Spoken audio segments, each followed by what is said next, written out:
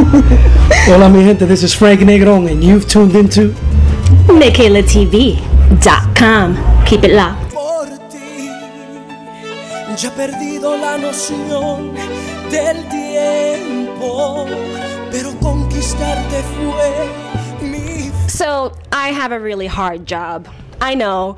Of course, as you know, I am your host of MichaelaTV.com and your host of Michaela Radio Show. And I have the pleasure of being at BB King's in New York City, sitting right next to the very talented and the very sexy Frankie Negron. How you doing tonight? Oh, thanks. I just try to do my music, try to be, ready always to go on. But I just want to give the viewers a little background. I've been following what you've been doing from the beginning because I really have. You're the famous one, though. So. No, but I really have. And, I got to tell you, just doing my own research, your show just continues to grow. And you can always count on my support for future endeavors. Oh, God, thank you so much. Oh, God. Seriously. I want to take it back a little bit to being a Puerto Rican man, living on the East Coast, being from Jersey, and discovering as a young boy that you have an ability to express yourself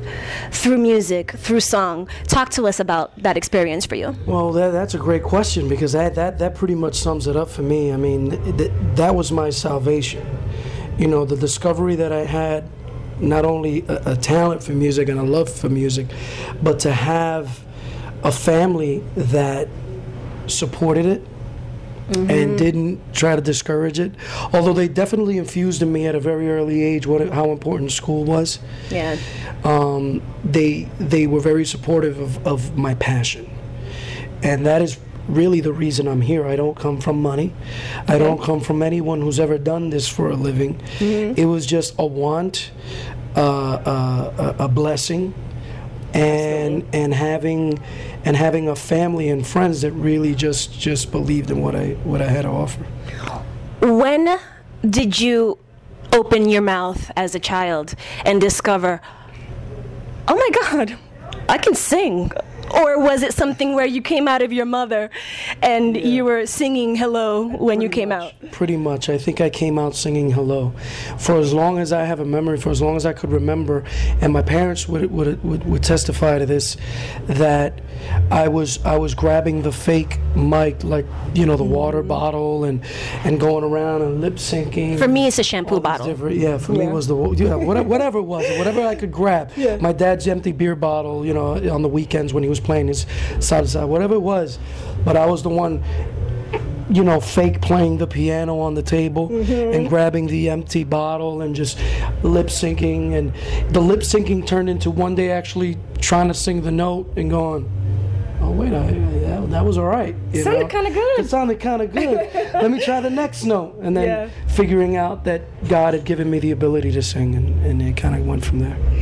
Do you put your personal experiences, your heartbreaks, your ups, your downs, your drama, because everybody has it, do you infuse that into your music, or do you kind of like to keep it general, like people's general experience of love and loss and life and all that? Another great question. Because for me, it's funny. I was just having this conversation on the car ride over. I know I'm psychic. With some, you are. I am. With some fellow musicians, songwriters, and everybody has a different school of thought. But for me, after a good performance, I feel like exhausted. I feel exhausted because it's an emotional exhaustion that you get, because for me it's very personal. Okay. And for me, it's almost like a good cry. After a good cry, where you're just like therapeutic. You're done. It's therapeutic, but at the same time you just want to go and just sleep, Yeah. That's how I feel after a really good show, because I feel like I've given it all. And it is very personal for me. It is very emotional. But ironically enough, at the same time, when it comes to writing, I can't always write from that place, because then I'm kind of, it's a little iffy. It's a little like, there's some doors you don't want to open, but at the same time, right on cue, right? Some doors you don't want to open, but at the same time,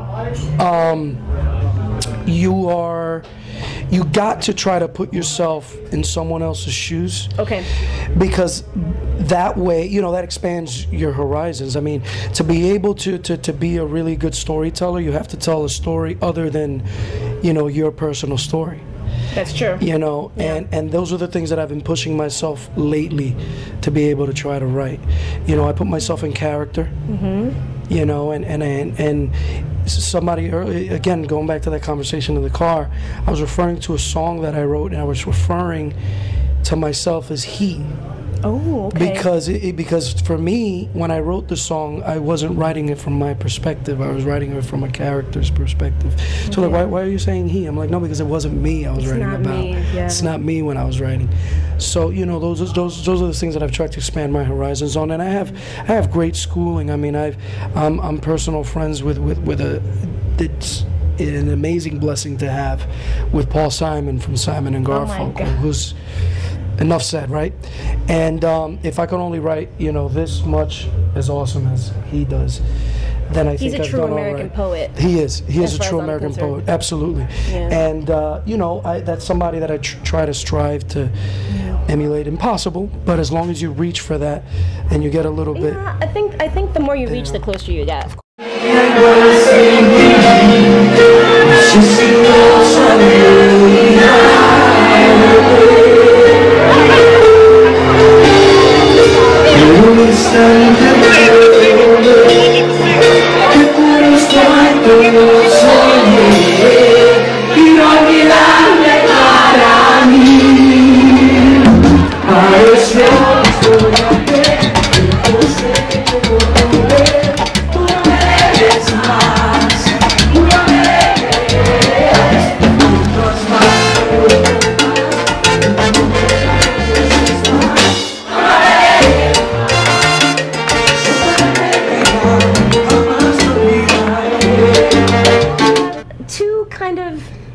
Questions.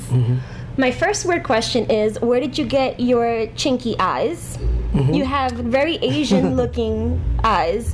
Which one of your parents have more of that Asian looking eyes? My mom, my grandmother has What's Asian your background? blood. My background is Puerto Rican, full blood, which basically just means I'm a mix of everything, like all Puerto Ricans are. Pero tiene un poquito de chinito. Hay un poquito de chinito de parte de mi mamá, de mi abuela, which she doesn't know where to track it from. But when you ask my grandmother, she says it's Taino blood. The Tainos were very, which he's nodding his head, which is very true. Tainos were very Asian in their look, but very almost like a Filipino, Vietnamese kind of Indonesian look. And that was my grandmother, bien India. Wow. Your skin tone with the jet black, thick hair, but in the features, very strong features, but very the narrow eyes. And that was my grandmother, and her entire family was very much that look. So she says she has very native Taino blood, and that's where I get some of that Asian features. That's great. I like it. I like it. And then on my dad's side, my grandmother's Spanish from Spain. So that's where I get the fair skin. So you get the light skin and the dark hair. Fair skin and the dark hair, the very Moorish kind of. Oh yeah. So it's a little bit of a. That's good. It works, right? It works. You're not complaining. I don't think so. No, I think it works. No, I think the ladies are okay with it. Oh.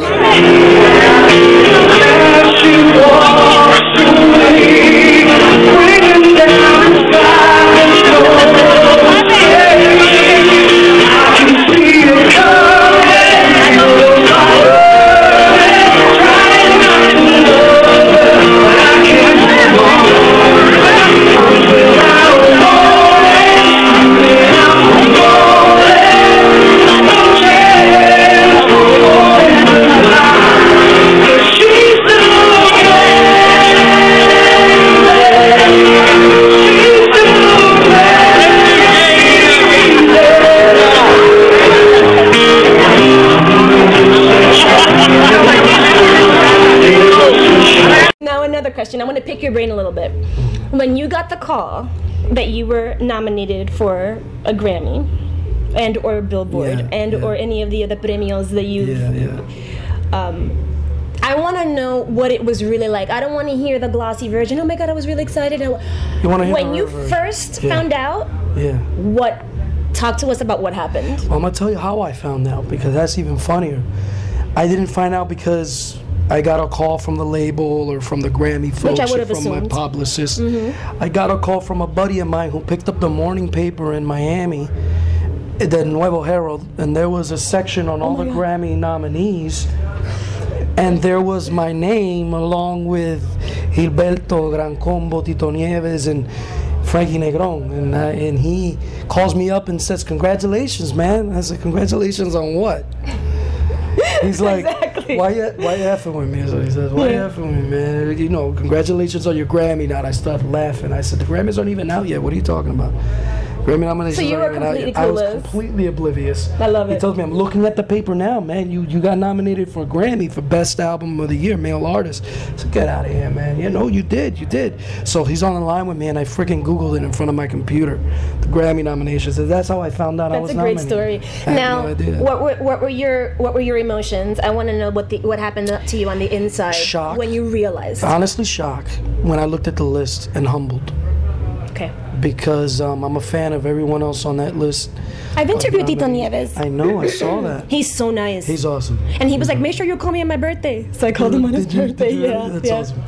So, anyway, you know, like Tito, you know, over 30 plus years in the business, and Gran Combo 50, and you know, Ruben Blades was also one of the nominees. Gilberto, I mean, you're talking about the cream of the crop. These are these like. You know, and kings. then Frankie, I was like, how they even like? Yeah, but you were representing the younger people. Yeah, you know, come on. I guess that's what it was. You know, you but gotta show up for the younger generation. It was humbling. It was humbling. That's exciting. It was humbling. It was shocking, and it was exciting. But like exciting was like the last piece of it. Like I really was just humbled by it and shocked by it, and thankful. Saying one day I'm gonna be on that station. It wasn't I wish, no, it was definitive. or I want. It was definitive. I knew. I said I will be on that station one day. And then when La Mega broke my song, we were the first ones to play it, Inolvidable, that's when it just, I mean, I had to literally pinch myself. I literally went like, okay, it's real. You know, and that's when I lost it. That's when I was like, I freaking, you know, I got here. But then it was instantly, I'm not done. This is not all I want. Now I'm really going. Now you're on the journey. Now I'm on the journey. For real. I just don't want to get here and be done. I want to keep going. So. Do you ever feel weird or taken aback or whatever when your voice is compared to Mark Anthony? Well, or do you ever have any kind of reaction? Look, we all love him. You love him, I'm sure too. But I know as an artist, I don't like to be compared to anyone. Do you ever feel like, stop comparing me to, you know? Well, those comparisons stopped, honestly. In the beginning, yeah. In the beginning, absolutely, because there was nothing else to compare it to. And everybody wants to categorize everybody. So I was a you know, Jersey guy, New York metropolitan, same difference. He's Lower East Side, I'm North New Jersey, Brick City, same difference. Right. Puerto Rican kid growing up, listening to everything from freestyle to hip hop to R&B, bilingual, now doing salsa. So there were a lot of similarities in the approach. He sings from the heart, I sing from the heart. But I think that's what the similarities stop. He does his own thing, I do mine. I've never tried to be anybody. I've never tried to be him. Let's put it that way. Your sounds are different. Well, our sounds are very different. I think where the comparison comes is where we come from, and it involves both musically and even in our emotion on stage, or you know, or where we grew up. You know, those are the similarities that people see, and quite honestly, it served a purpose early in my career. It was a good thing because everybody's like, "Yo, you heard this kid? They're thinking about, you know, comparing to Mark. You know, we got to go check him out. Let's see if he's legit. Let's see if he's really as good. Let's see if he can measure up or Let's whatever." See if he can measure up type thing. Yeah. So one of the things that we did, because Mark and I were friends, early on, I mean, we still are, but obviously people get married and things happen. But early on, we used to hang a lot, and one of the things that we did was that this first Madison Square Garden show was when I had first debuted my first album. Okay. And we talked and said, you know what? Let's just put ourselves on stage together, and let's do a song together. So we did. So instead of him singing my song, he was the veteran. That's the odd thing, like with the comparison and with early on in the career. It was not that it was hilarious to me. It was obviously flattering because he's a great artist. Of course. But it was like I grew up listening to him. I mean, I was literally 14, 15 when Todo Su Tiempo, that album came out with all those great songs. I had no idea I'd be singing with Mark. Which we all memorized. And here I am, 5 years later, at the age of 20, or 6 years later, and I'm singing with him on stage. Oh my God! It's a duet. And people were like freaking out. I didn't even tell him I was coming out to sing with him, and he brought me on stage for the song. We sang it together, and I think that's what started me on the path of people stopping the comparison, because they heard the difference in the tone and my approach to sing the song. And he came in. I mean, we blended well. It sounded great, but it was a very different approach, very different thing. Yeah. And it was good after that. He actually on my record release party a year after that came and announced me on stage and showed me a lot of love early on in my career. Cool. But you know, so those are the things that helped me. So talk to us about your new single, No Reply, and who are you not replying to? Or is it what's the backstory? Well, no reply is introspective. No reply is I'm talking to myself. No reply is my own subconscious. Okay. You know, I ask myself to say these things that I need to tell you. And there's no reply. Because you're in your own head. Because I'm in my own head. Okay. So and if there was a reply, then maybe you would have to go talk to somebody. Correct. Yeah. Little pill or something. Man. Yeah. Let's not go there. Let's not go there. Let's not go there. You know, no reply. You know, rather hit my head on the wall. So can I be so bold as to ask you to sing and keep your voice nice and relaxed, because you still have to perform? Oh, no doubt. Would you be able to do a couple of bars of anything? Something beautiful and romantic? Español, English, what do you want? Español. For the ladies. All right, ladies, so we're going to have Frankie Negron give us our own little private serenata. Here it comes. Y aquí estoy, envuelto en el amor que se nos fue, listo para amarte otra vez, adicto a tu piel. Oh, God. Oh, I don't have a tissue in my hand, but anyway, that was awesome. Well, it was super, super exciting to be here with you at BB King's in New York City. I'm just honored to sit and talk with you, and for you to share some of your life with us. And we just send you many blessings and many hugs. Thank you so much. It's a first of other interviews for sure. Like I said at the top, you're going places, so you know we'll be talking again. And again, thank you. Thank you, viewers, everybody, you know, for giving me this opportunity to talk about my story. So. All right, well, in the next couple of clips, you're going to see Frankie in action at BB King's right here in the heart of New York City, Times Square. This is Michaela signing out for now. I am just beside myself. We'll see you very soon. Bye.